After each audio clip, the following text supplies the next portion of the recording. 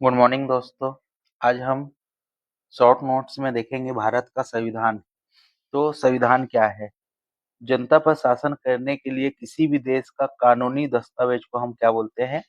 संविधान बोलते हैं। संविधान के बारे में देखें तो सबसे पहला लिखित संविधान किसका है? यूएसए का।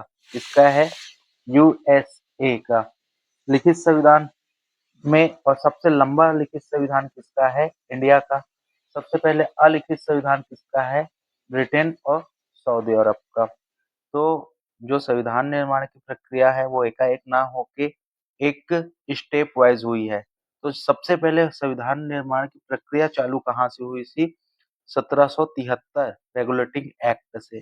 फिर उसके बाद बहुत सारे regulating act, charter act, Bharat परिषद नियम आते गए। फिर कौन आया? 1935 भारत शासन एक्ट।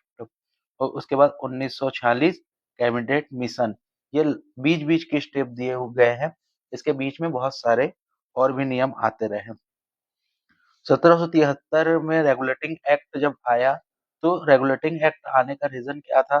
क्योंकि 1757 में प्लासी की लड़ाई हुई थी और इसमें अंग्रेज जीत चुके थे, तो बंगाल में इनकी स्थिति बहुत अच्छी हो गई थी। फिर 1764 में बक्सर का युद्ध हुआ। बक्सर का युद्ध, यहाँ अंग्रेज फिर से जीत गए, तो अब अंग्रेज बंगाल में पूर्ण रूप से स्थापित हो गए, जिसकी वजह से अब इन्हें एक शासन करने के लिए एक नियम की जरूरत थी। तो इन्होंने 1773 में रेगुलेटिंग एक्ट आया। इसी बीच में 1761 में पानीपत का भी युद्ध हुआ है, और पानीपत के युद्ध में मराठा हार गए, तो अंग्रेजों की स्थिति बहुत अच्छी हो गई थी। अंग्रेज द्वारा जीते जाने के बाद बंगाल पर ब्रिटिश ईस्ट इंडिया कंपनी का शासन हो गया, और इसी शासन को अपने अनुकूल बनाए रखने के लिए अंग्रेजों ने समय समय पर कई एक्ट पारित किए, जो कि भारतीय संविधान के विकास के लिए सीढ़ी बना। रेगुलेटिंग एक्ट 1774 में कोलकाता में एक सुप्रीम कोर्ट की स्थापना की गई, जिसे मुख्य न्यायाधीश एलिजे एप्पे थे। कई बार पूछा क्वेश्चन है।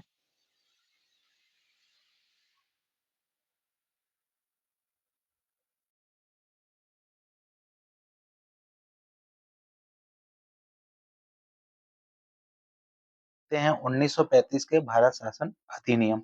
भारतीय संविधान में बहुत से भाग, लगभग 60%, कई बुकों में 70% भी लिखा है, इस अधिनियम से लिए गए हैं। इसी अधिनियम से म्यांमार बर्मा को भारत से अलग किया गया था, आया हुआ क्वेश्चन है। इसी के तहत भारतीय रिजर्व बैंक की स्थापना भी की गई थी। 1946 में कैबिनेट मिशन। जुलाई 1946 में कैबिनेट मिशन के तहत भारतीय संविधान के निर्माण के लिए संविधान सभा का गठन किया गया। संविधान सभा का विचार सर्वप्रथम स्वराज पार्टी 1924 में प्रस्तुत किया गया था। पूछा गया क्वेश्चन है, संविधान सभा का विचार सर्वप्रथम स्वराज पार्टी 1924 में प्रस्तुत किया गया था। स्वराज पार्टी की स्थापना किसने की थी, और स्वराज पार्टी कैसे बना और किस वजह से भी बना, ये भी बहुत इम्पोर्टेंट है। इसके तहत भारतीय रिजर्व बैंक की स्थापना की गई 1 अप्रैल 1935। एग्जाम में पूछा हुआ क्वेश्चन है। 1946 में कैबिनेट मिशन आया। जुलाई 1946 में कैबिनेट मिशन के तहत भारतीय संविधान के निर्माण के लिए संविधान सभा के गठन की बात की गई। संविधान सभा का विचार सर्वप्रथम स्वराज पार्टी 1924 में प्रस्तुत हुआ था, जिसे मोतीलाल नेहरू और उनके साथियों ने मिलकर स्थापित किया था। कैबिनेट मिशन की सदस्यता की बात करें तो इसमें सर स्टेफोर्ड क्रिप्स थे, लॉर्ड पैथिंग लॉरेंस से और अलेक्जेंडर थे। तो नाम याद रखेंगे तीनों का। संविधान सभा के सदस्यों की कुल संख्या 300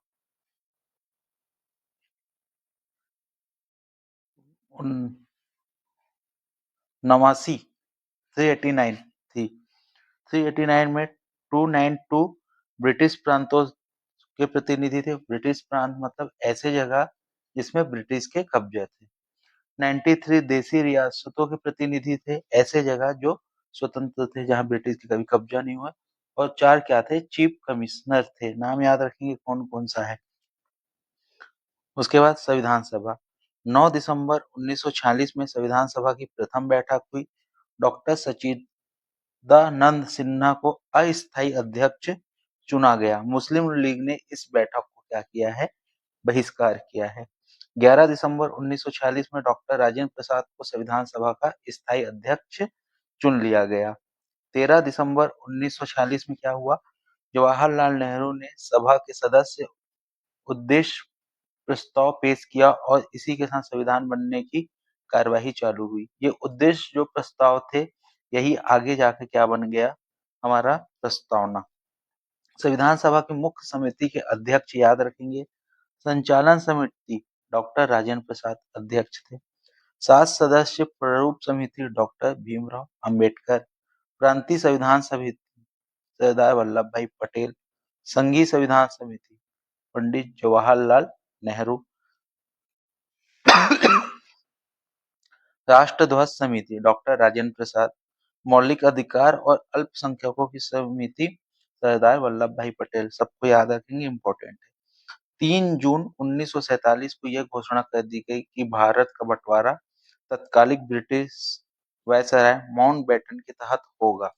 जैसे ही ये घोषणा की गई तो संविधान सभा में की संख्या भी कम हो जाएगी और भारत का निर्माण कब होगा? 15 अगस्त 1947 और पाकिस्तान का निर्माण कब होगा? 14 अगस्त 1947।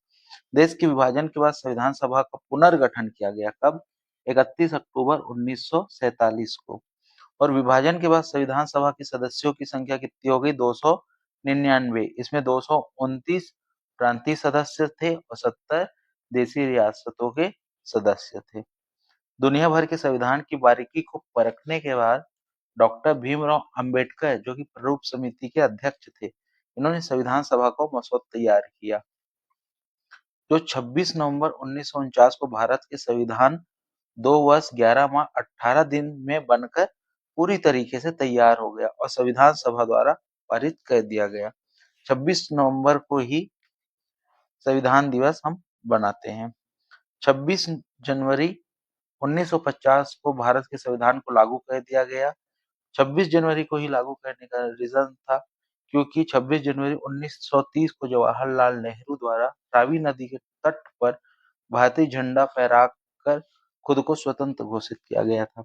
तो उस दिन को कांग्रेस याद रखना चाहती थी और सरकार कांग्रेस की थी, इसलिए 26 जनवरी 1950 को गणतंत्र दिवस बनाना चाहते थे, गणतंत्र दिवस मनाया गया। संविधान का प्रारूप में कुल 114 दिन बहस हुई। संविधान निर्माण में कुल खर्च 63,96,729 रुपए। जब संविधान बना तो इसे 22 भाग 395 अनुच्छेद और 8 अनुसूची में बांटा गया। अब 8 अनुसूची ना होकर कितनी अनुसूची है? 12 अनुसूची है। संविधान सभा द्वारा किए गए अन्य कार्य। संविधान सभा ने 22 जुलाई 1947 को राष्ट्रीय ध्वज को अपनाया।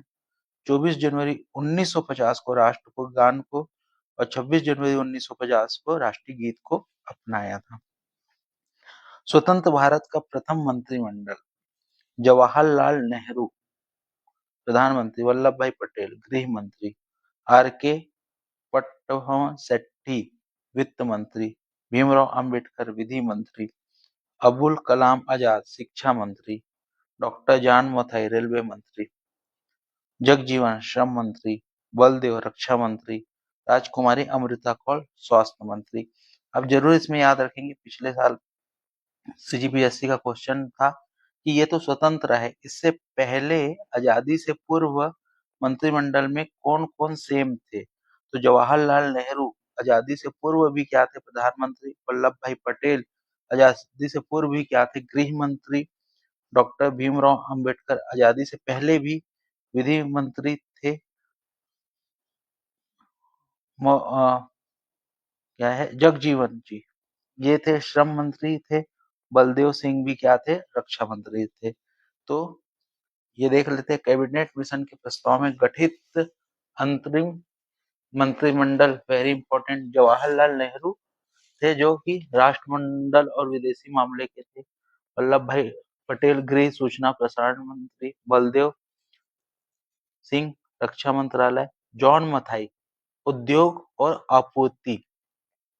यहाँ पे उद्योग और आपूर्ति है और यहाँ पे क्या है जॉन मथाई? रेलवे मंत्री है। याद रखेंगे किसका बदला? जॉन मथाई का पोस्ट बदला गया। बलदेव सिंह श्री राजगोपालचारी शिक्षा मंत्री थे, लेकिन उसके बाद इन्हें अंतिम वायसराय बनाया गया। सी.एच. भाभा कार्य खनन बंदरगाह। राजेंद्र प्रसाद खाद्य और कृषि, बाद में भी स्वतंत्रता के बाद भी ये खाद्य और कृषि थे, फिर फाइनली जाके ये राष्ट्रपति बनते हैं। आसफ अली रेलवे मंत्री और जगजीवन श्रम मंत्री।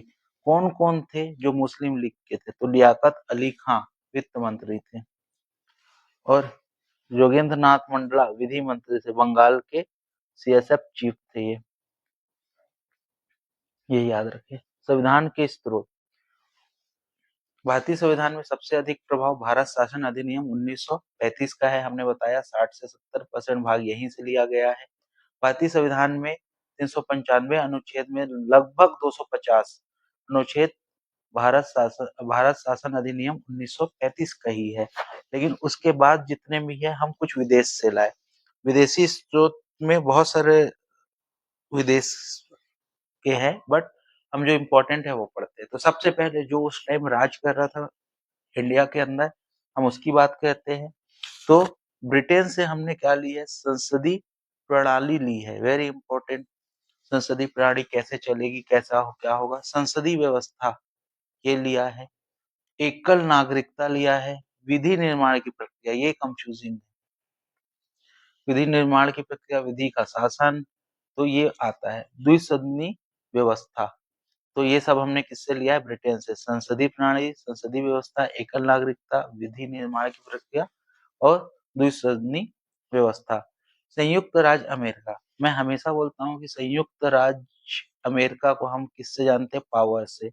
तो ये पावर की ही बात करेगा, जैसे कि मौलिक अधिकार, पावर दिया किसको? नागरिकों को। वित्तीय आपातकाल, वित्तीय आपातकाल किसको दिया? वित्त, पैसा का। निर्वाचन राष्ट्रपति, निर्वाचित राष्ट्रपति, और राष्ट्रपति पे महाअभियोग भी यहीं से आएगा। उपराष्ट्रपति, उपराष्ट्रपति पे महाअभियोग आएगा। न्यायालय की व्यवस्था, संविधान की सर्वोच्चता, ये सब कहाँ से है? संयुक्त राज्य अमेरिका से। आयरलैंड से दो याद रखने हैं। राज्य के नीति निर्देशक तत्व कहाँ से आए हुए हैं? आयरलैंड से। हमारे में कौन से में है? चौथे में। राज्य सभा से राष्ट्रपति द्वारा सदस्यों का नामांकन कहाँ से आया हुआ है? आयरलैंड से। जर्मनी, जर्मनी क्या है? परमाणु बम वाले हैं, ये सब विश्व युद्ध में वाले हैं, तो इसलिए जर्मनी से क्या आया है?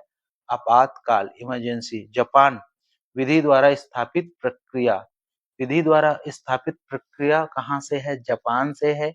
जबकि विधि निर्माण की प्रक्रिया कहाँ है? ब्रिटेन में। तो विधि द्वारा स्थापित जापान और विधि निर्माण की ब्रिटेन। दक्षिण अफ्रीका, दक्षिण अफ्रीका वर्ल्ड कप नहीं जीत पाता, तो उसने अपने संविधान में संशोधन किया। ऑस्ट्रेलिया, समवर्ती सूची का विभाजन। रूस, मौलिक कर्तव्य, मौलिक कर्तव्य 42वें संविधान संशोधन द्वारा हमारे किसमें जोड़ा गया है? भारतीय संविधान में जोड़ा गया है और 51 का में रखा गया है। स्वर्ण सिंह समिति की सिफारिश में 42वें संविधान संशोधन किया गया है। कनाडा, संघ और राज्यों के बीच शक्ति का विभाजन और संघीय व्यवस्था, संघीय व्यवस्था और संघ और राज्यों के बीच में शक्ति का विभाजन कहाँ से लिया गया है? कनाडा से।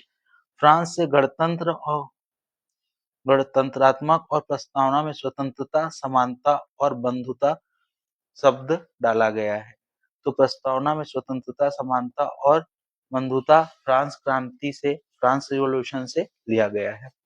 संविधान के कुछ महत्वपूर्ण अनुच्छेद हम शॉर्ट में पढ़ रहे हैं, तो जो मेन है हम केवल राष्ट्रपति तक पढ़ेंगे, आगे का बाद में देखेंगे। संघ और उसके राज्य क्षेत्र कहाँ से कहाँ तक है? 1 से 4 अनुच्छेद। अनुच्छेद 1, संघ का नाम और राज्य क्षेत्र। जितने भी भारत में संघ और राज्य हैं, इस अनुच्छेद 1 में उनके नाम लिखे जाएंगे। फिलहाल 28 राज्य और 8 केंद्र शासित प्रदेश है। इनके नाम कहाँ मिल जाएंगे हमें? अनुच्छेद 1 में। नए राज्यों का प्रवेश या स्थापना, नए राज्य जैसे हम कहीं से लेते हैं तो उसके नाम और उसके बारे में सब नियम कानून हमें कहाँ मिलेंगे? अनुच्छेद 2 में। जैसे मान लीजिए कल के डेट पे हम बलूचिस्तान को भारत में मिला लेते हैं, अफगानिस्तान को हम भारत में मिला लेते हैं, तो अनुच्छेद 2 के तहत ही वो आएंगे।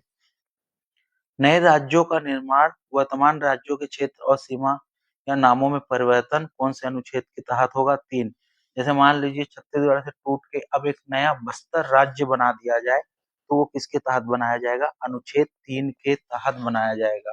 और चौथा, कोई भी पहली और चौथी अनुसूची में संशोधन को हम संविधान संशोधन नहीं मानेंगे। पहली और चौथी अनुसूची में संशोधन को हम संविधान संशोधन नहीं मानेंगे। पहले मानते थे, अब उसे हमने बंद कर दिया। भाग 2, नागरिकता। नागरिकता, शुरू में हम कैसे नागरिकता प्राप्त करेंगे उसके आर्टिकल मिलेंगे, उसके बाद हम कैसे नागरिकता खो सकते हैं उसके आर्टिकल मिलेंगे। नागरिकता का कानून ब्रिटेन से लिया गया है और इंडिया में एकल नागरिकता की व्यवस्था है। कुछ कुछ कंडीशन में हमको दोहरी नागरिकता मिल सकती है। तो पहले जन्म से भारत की नागरिकता, अगर आजादी से पहले आप यहाँ पैदा हुए हो तो आप भारत के नागरिक होगे। पाकिस्तान के आवक जान करने वालों की नागरिकता, आप पाकिस्तान गए, पैदा यहाँ हुए लेकिन पाकिस्तान गए, वापस आ गए तो आप पाकिस्तान के, ये सॉरी, इंडिया के नागरिक हो गए। पाकिस्तान को अवर्जन करने वाले कुछ व्यक्तियों की नागरिकता, भारत के बाहर रहने वाले की व्यक्तियों की नागरिकता। 8 में विदेशी राज्य में नागरिकता स्वेच्छा से अर्जित करने वालों की नागरिकता अनुच्छेद 9 के तहत खत्म कर दी जाएगी। 10 नागरिकताओं के अधिकार का बना रहना और संसद द्वारा नागरिकताओं के अधिकार का विधि द्वारा मिलान करना, कि बीच बीच में संसद ऐसे नियम बनाते रहेगी जिससे लोगों को कैसी नागरिकता देनी है वो पता चलते रहेगा। ठीक है, अगर विदेशी कोई नागरिक आता है यहाँ से तो उसको किस किस तरीके से नागरिकता मिल सकती है ये याद रखना जरूरी है। 5 तरीके से मिलती है, तो आप पढ़िएगा, पंजीकरण, देशीकरण, जन्म से, तो ये ऐसे मिलता है। मौलिक अधिकार, मौलिक अधिकार फंडामेंटल राइट है, 12 से 35 तक है, यूएसए से लिया गया है और भारतीय संविधान का मैग्ना कार्टा कहा जाता है। संविधान बनते समय तो 7 मौलिक अधिकार थे, लेकिन वर्तमान में कितने मौलिक अधिकार है? केवल 6 मौलिक अधिकार है। संपत्ति का अधिकार था वो संविधान संशोधन 44 के द्वारा यहाँ से हटा दिया गया और अब इसे 300 का या ए के अंतर्गत कानूनी अधिकार बना दिया गया है। लेकिन अभी इसके ऊपर फिर सुप्रीम कोर्ट ने दिया है कि जरूरत ना पड़े तब तक संपत्ति के अधिकार को मौलिक अधिकार ही माना जाएगा। सबसे पहले समानता का अधिकार है। समानता के अधिकार में आर्टिकल 14 से 18 तक आता है। तो विधि के समक्ष समानता है।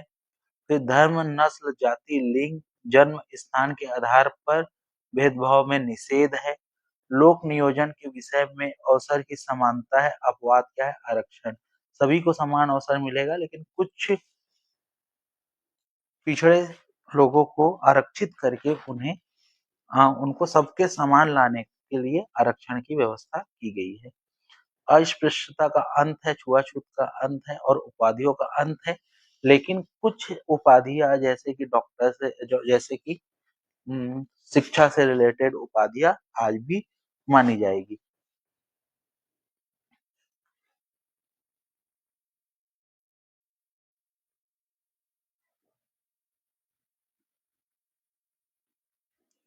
इसका ट्रिक भी बना सकते हैं हम।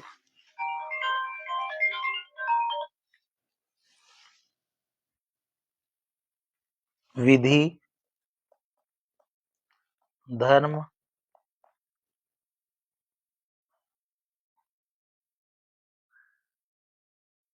अवसर, विधि, धर्म, अवसर, अस्पृश्यता का अंत, अस्पृश्यता का अंत। तो ये ट्रिक बन गया, विधि, धर्म, अवसर, अस्पृश्यता का अंत। तो बार-बार याद करेंगे तो याद हो जाएगा। विधि, धर्म, अवसर, अस्पृश्यता का अंत। तो इसमें याद रखेंगे कि भेदभाव किस पे 5 तरीके से नहीं किया जाएगा। धर्म, नस्ल, जाति, लिंग, जन्म स्थान के आधार पर। चलिए, अगला अपना है स्वतंत्रता का अधिकार। तो 19 से 22 तक के जितने हैं स्वतंत्रता का अधिकार है। वर्तमान में 6, जबकि मूल संविधान में 7 तरह के स्वतंत्रता का अधिकार दिया था आर्टिकल 19 में। तो सबसे पहले 19A, बोलने की स्वतंत्रता। बोलने के बाद सभा की स्वतंत्रता। सी, संगठन बनाने की। देश में घूमने की स्वतंत्रता। ई, देश में कहीं जाके रहने की या बसने की स्वतंत्रता। और अब संपत्ति का हट गया है, व्यापार करने की स्वतंत्रता। तो आप ये याद रखेंगे सीक्वेंस को। इजी है। बोलो, सभा बनाओ, संगठन सभा करो, सभा में मिलेंगे सब तो उनका संगठन मिल जाएगा। संगठन बन गया तो पिकनिक करने जाओ, पिकनिक करने जाओ तो वहां बस जाओ और बस के वहां व्यापार करो। तो ये 19 के तहत आता है। उसके बाद दोष सिद्ध के संबंध में संरक्षण। एक अपराध की एक सजा होगी। अपराध के समय बनने कानून के तहत सजा होगी। खुद के खिलाफ गवाही देने के लिए बाध्य नहीं किया जा सकता। इसके वाले में हम कभी डिस्कस करेंगे कि अपराध के समय बनने वाले कानून के तहत सजा होगी। तो जो निर्भया कांड था उसमें क्या हुआ कि उस समय कोई भी रेप करने वाले को या मर्डर करने वाले को फांसी की सजा नहीं थी, लेकिन देश की भावनाओं के आधार पे यहाँ पे उन्हें फांसी दे दिया गया। लेकिन उस समय अपराध के समय कोई भी रेप के समय कोई भी कानूनी सजा नहीं थी फांसी की। अनुच्छेद 21, प्राण एवं दैहिक स्वतंत्रता। सभी को अपने जीवन जीने का अवसर है। ये आर्टिकल जो 21 नंबर का है, ये आज के डेट पे बहुत विस्तृत हो चुका है। इसके ऊपर समय समय पर जो नियम है वो पास किए जाते हैं। 21A के तहत शिक्षा का अधिकार, जो कि 86 संविधान संशोधन 2002 में पास किया गया और बोला गया कि 6 से 14 वर्ष के बच्चों को निःशुल्क शिक्षा देना अनिवार्य है। पहले ये राज्य के नीति निर्देशक तत्वों में आते थे, लेकिन इसको 21A में डाल दिया गया। उसके बाद गिरफ्तारियों से संरक्षण। गिरफ्तारी से संरक्षण है। गिरफ्तारी से संरक्षण कैसे है? अपराध के बाद हिरासत लेने का कारण बताना होगा। 24 के घंटे के अंदर दंड अधिकारी के समक्ष पेश करना होगा, मजिस्ट्रेट के पास। अपनी पसंद का वकील करने का अधिकार होगा। अपराध से पहले निवारक निरोध कानून में किसी व्यक्ति को अपराध करने के पहले भी गिरफ्तार किया जा सकता है। वारंट दिखाने की जरूरत इसमें नहीं होती। ऐसे व्यक्ति को बिना दंड अधिकारी के समक्ष पेश किए 3 महीने तक जेल में रखा जा सकता है। इसी कानून के तहत धारा 370 हटाने के बाद कश्मीर नेता और को नजरबंद किया गया था। किसके तहत? आर्टिकल 22 के तहत। ठीक है। अपराध से पहले निवारक निरोध, यहाँ फारूक अब्दुल्ला 2 साल तक कैद थे, उसकी बात हो रही है। शोषण के विरुद्ध अधिकार। अच्छा, इसका ट्रिक बनाना होगा तो आप बना सकते हैं वाक अपराध में प्राण गिरफ्तार। तो वाक मतलब वाक बोलने की स्वतंत्रता, अपराध से स्वतंत्रता, प्राणदेहिक स्वतंत्रता और गिरफ्तारी निरोध कानून, गिरफ्तारी से संरक्षण। शोषण के विरुद्ध अधिकार। अगला है शोषण के विरुद्ध अधिकार 22 और 24 है। मानव के दुर्व्यवहार और बंधुआ मजदूरी पर प्रतिबंध है और बाल नियोजन पर प्रतिबंध है। 14 वर्ष से कम आयु के बच्चों को कारखाना में व जोखिम भरे स्थानों में काम नहीं कराया जा सकता। धार्मिक स्वतंत्रता का अधिकार। तो अनुच्छेद 25, अंतःकरण की धार्मिक रीति रिवाज बनाने की और धर्म को प्रचार प्रसार करने की स्वतंत्रता है। आप अपने अपने धर्म की प्रचार कीजिए, लेकिन इसके तहत आप किसी का भी धर्मांतरण लालच के बेस पे नहीं कर सकते। अनुच्छेद 26, धार्मिक कार्यों में प्रबंध करने की स्वतंत्रता। आप भागवत गीता कराइए, लेकिन आपके अगर इस प्रबंध से किसी को तकलीफ हो रही है तो ये प्रबंध पर कानून मतलब सरकार रोक सकती है उसे। अनुच्छेद 27 धार्मिक कार्य के लिए धन कर मुक्त होगा। सरकारी खर्च से चलने वाले संस्था में धार्मिक शिक्षा नहीं दी जा सकती। जो भी है, कई जैसे मदरसा खोलते हैं या कुछ भी खोलते हैं तो उसमें सरकार एक भी पैसा नहीं देगी। अगर देगी तो फिर उसमें कोई भी शिक्षा नहीं दी जा सकती। धार्मिक शिक्षा, संस्कृति और शिक्षा का अधिकार 29 और 30 अल्पसंख्यक वर्गों के हितों की संरक्षण, जैसे जैन है, बौद्ध है, तो इनके हितों के संरक्षण के लिए है। अल्पसंख्यक वर्ग को अपने शिक्षा संस्थान की स्थापना और प्रशासन करने का अधिकार है, जैसे मदरसा है, संस्कृत विद्यालय है, जैन स्कूल है, बौद्ध स्कूल है, इनका।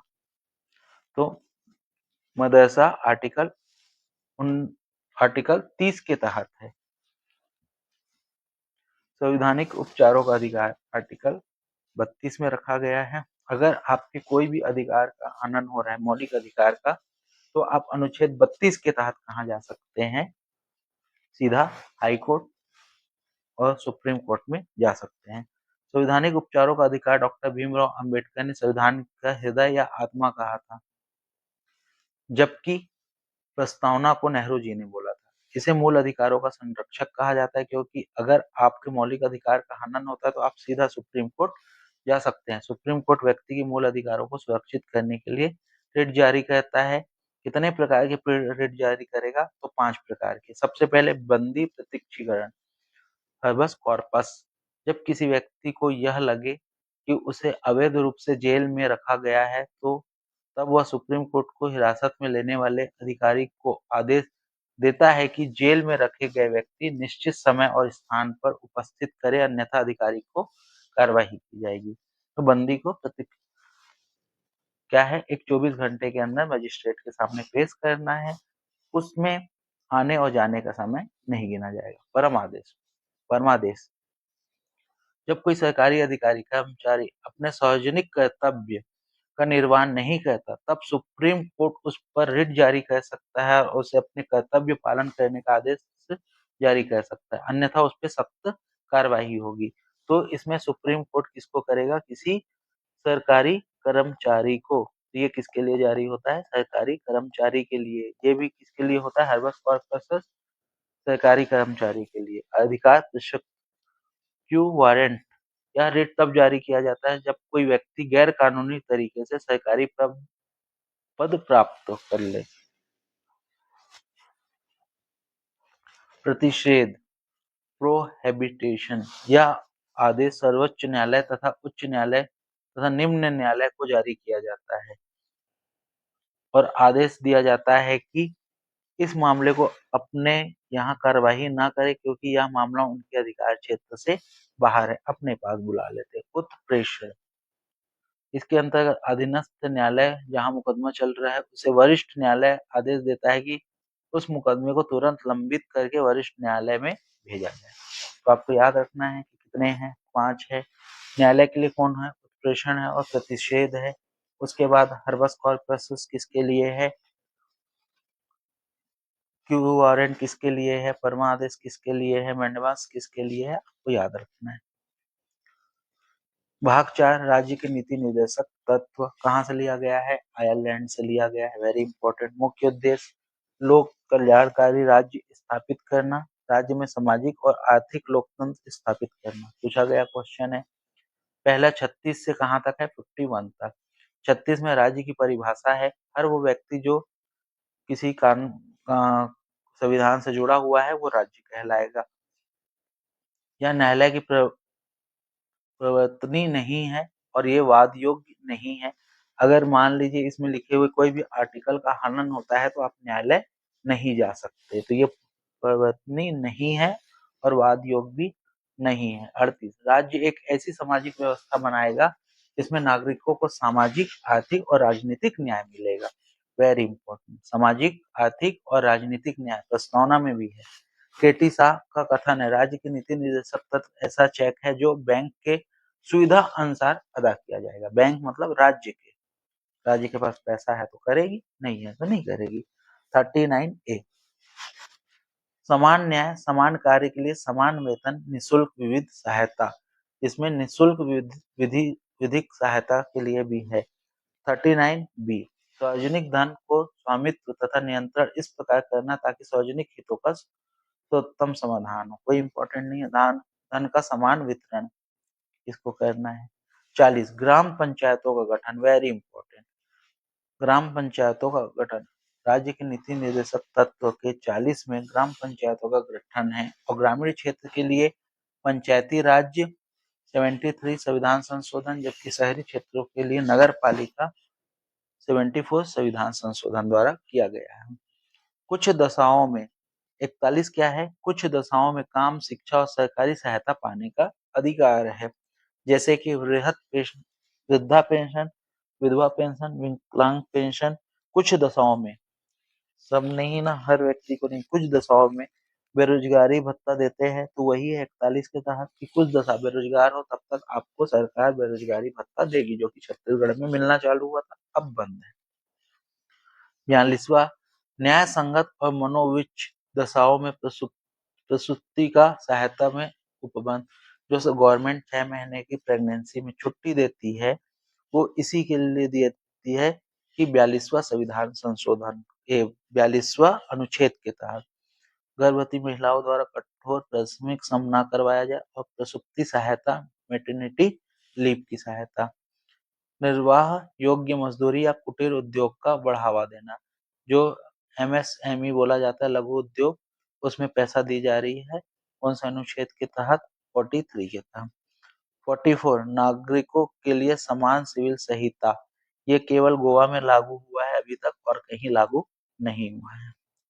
बच्चों को 6 वर्ष की आयु पूरी करने पर प्रारंभिक बाल्यावस्था देखरेख और शिक्षा का प्रदान करना। तो जो शिक्षा का अधिकार है आर्टिकल 21 का, वो यहीं से ही उसको शिक्षा के अधिकार में डाला गया है। 86 संविधान संशोधन के द्वारा 0 से 6 वर्ष तक के बच्चों की देखरेख कर इसे मौलिक अधिकार के अनुच्छेद 21 का में जोड़ा गया है। 6 से 14 वर्ष के बच्चों की शिक्षा की व्यवस्था करना। 46 एसटी, एससी, एसटी और अन्य कमजोर वर्ग को शिक्षा क्या है, आर्थिक हितों को बढ़ावा देना, शिक्षा देते हैं। जो राइट टू एजुकेशन आरटीई है, इसी के तहत चालू की गई है। लोक स्वास्थ्य का सुधार करना, पोषक को बढ़ावा, शराब में प्रतिबंध और नशीली दवाओं पे।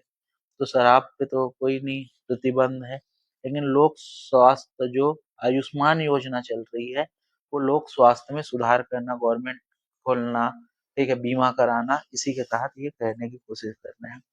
कृषि एवं पशुपालन संगठन में संवर्धन, जो भूपेश बघेल द्वारा चालू किया गया था, गोबर खरीदी, गोठान, ये आर्टिकल 48 के तहत ही था कि कृषि एवं पशुपालन के संगठन और संवर्धन। 48A पर्यावरण का संरक्षण और वन्यजीव जितने भी हमारे पास सेंचुरी है या जू है, वो आर्टिकल 48A के तहत ही है, जहां पर्यावरण की संरक्षण करने की कोशिश कर रहे हैं। 49 राष्ट्रीय महत्व के स्मारक स्थान व वस्तुओं का संरक्षण, ठीक है। 50 कार्यपालिका और न्यायपालिका को अलग रखना, अलग करना कार्यपालिका और न्यायपालिका को। और 51 राष्ट्रीय अंतर्राष्ट्रीय सुरक्षा और शांति बनाए रखना, 51 के तहत। 41 4A और 51A